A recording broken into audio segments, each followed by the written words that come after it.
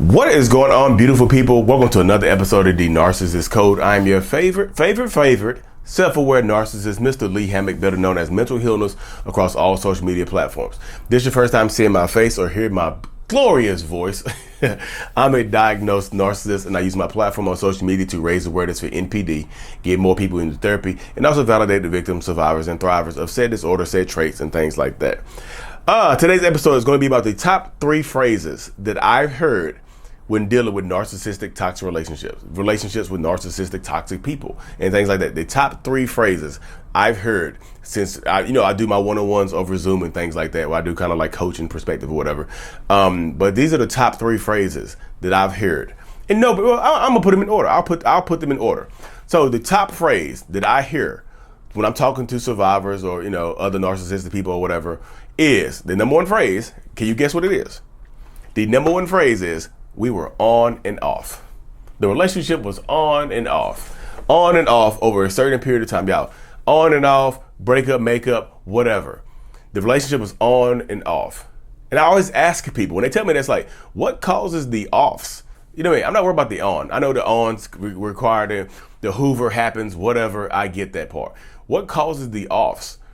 Oh, they break up with me, we get into an argument, they promise to change, they never don't change, whatever. So we've been going back and forth. We've been going back and forth doing this thing for at least, the longest I've heard an on and off relationship go was for 17 years. And I think it's still going on right now. So this 17 years on and off relationship. So on and off for 17 years. They would take like 6 months to a year break in between and get back together.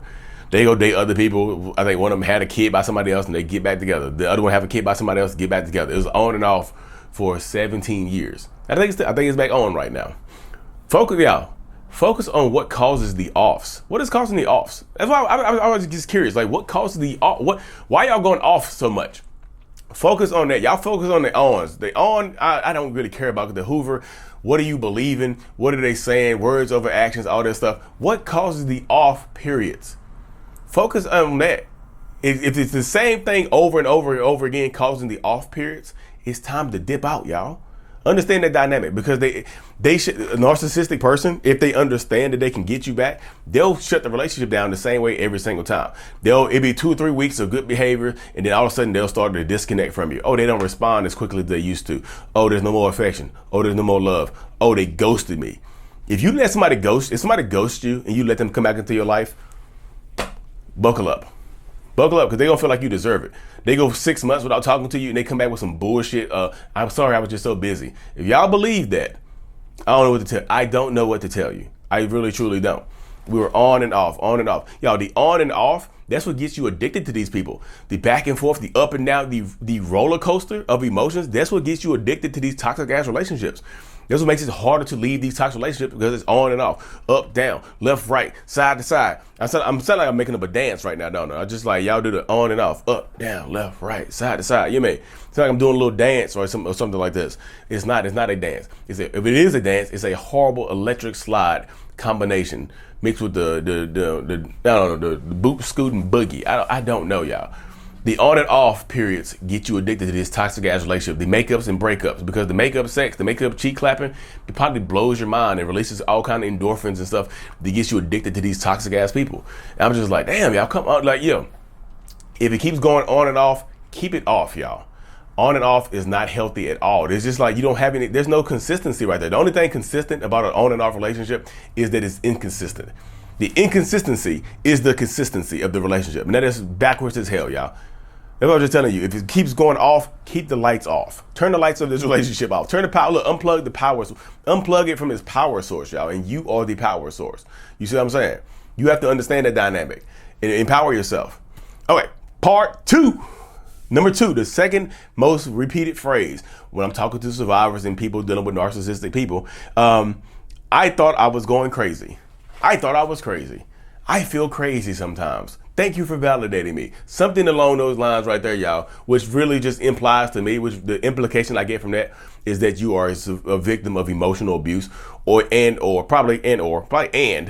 gaslighting. Dear Lord, gaslighting, manipulation, stuff that makes you question your reality, stuff that makes you don't know whether or not you're going up or down, left or right, side to side. The dance, you see that dance came back, did it? We can call that the narcissist shuffle right there. Up and down, left and right, side to side. Hey, don't do that dance, y'all. Do not do that dance. Do not do that damn dance. But seriously, gaslighting, manipulation, all this stuff for a long period of time. I actually saw some research very recently that extended periods of gaslighting and emotional manipulation can actually cause you brain damage. So imagine you getting brain damage from a toxic ass relationship because you keep going back into it, y'all. Because sooner or later, because we keep going back into it, that's victim blaming. No, this is not me victim blaming, y'all. You have to understand the dynamic. But if you keep going back into these toxic relationships, and yes, I do understand that the trauma bond exists. I understand that, y'all. I'm trying to help as many people as I can break that trauma bond and live healthier lives. I'm trying to help as many narcissists as I can get to therapy so they can live healthier lives as well. But the more you go into that relationship, the less you can blame that narcissistic person for how they are treating you. They've shown you who they are. They've shown you how they're going to treat you. What are you telling yourself that keeps you going back into this relationship? What are you believing from them that keeps you going back into this toxic relationship? Because their behaviors have not changed. What about you? What are you telling yourself that makes you think that this person is going to change? And this is not me being victim blaming. I'm just telling you, I'm trying to empower you I'm trying to help you shift from being a victim to a survivor to a thriver. You want to get to the thriving part of it, y'all, because the victim stuff, you can't sit in that victimhood for so long because it'll destroy you. You'll feel like you're going crazy. The gaslighting, the manipulation, the questioning your reality, that is a symptom of being in a toxic ass relationship. It just is. You know what I mean? You can't blame them for being them. After a little while, you can't blame them for being them. But look, Tony Robbins says, blame more effectively. Point that arrow inwards. Blame myself for keep going back into this toxic ass relationship. And that way I have the power. If you're blaming them, they have the power. You see what I'm saying? Blame more effectively. Tony Robbins said, I'm not telling you to stop blaming. I'm telling you to blame more effectively. Blame something that you can control. You can't control them. You can control you though. You absolutely have the ability to control yourself. So blame more effectively. Get out of this toxic ass cycle, y'all. I want to see people win, y'all. That's why my platform is about seeing people win. I love when a narcissistic person, hey Lee, I went to therapy. I saw these videos. They hurt my feelings. I'm tired of treating people like this. I went through therapy. I love seeing stuff like that. Hey Lee, I saw your videos. I survived the toxic relationship. I felt like I was going crazy. Thank you. I'm trying to help you win. The shift, y'all. We are shifters over here. We're shifting from victims to victims, to survivors, to thrivers. And we're going from unaware, abusive ass, narcissistic, toxic people to aware, self-aware, non-abusive helpers. We can do it, y'all. You have to empower yourself. It's up to you. Blame more effectively. And the last phrase that I hear most commonly in toxic relationships, y'all, is walking on eggshells. I always feel like I'm walking on eggshells. I was scared to express myself. Walking on eggshells is a symptom of being in a toxic relationship, of fear, of intimidation. Like you're fearful of this person. You're intimidated by this person for one reason or another. This person has done something to you. They've said something to you. They might have put their hands on you. They might have yelled and screamed at you. You might have been, it doesn't have to be an intimate relationship either. This could be a parent as well. You know, this could be one of your parents or your friends or your coworkers or your boss or whatever. This can be, all of this applies to, every one of these things I said. Well, other than the job thing, on and off of the job, I don't know how you're gonna do that.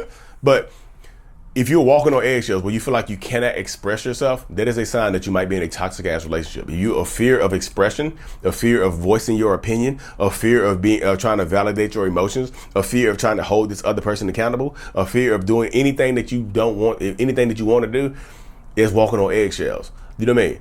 You want to pick the eggshells up. You want to empower yourself to get to the point where you can speak your mind. Because not being able to speak your mind or communicate effectively in a relationship is horrible, y'all. And I don't know if y'all can tell, I'm still a little sick, but I'm back empowered now, y'all. And when I get empowered, I try to empower other people. You see what I'm saying? So you have to empower yourself to take the necessary steps to, pick those eggshells up. Stand up for yourself or leave this toxic ass relationship. Always, okay, of course, y'all.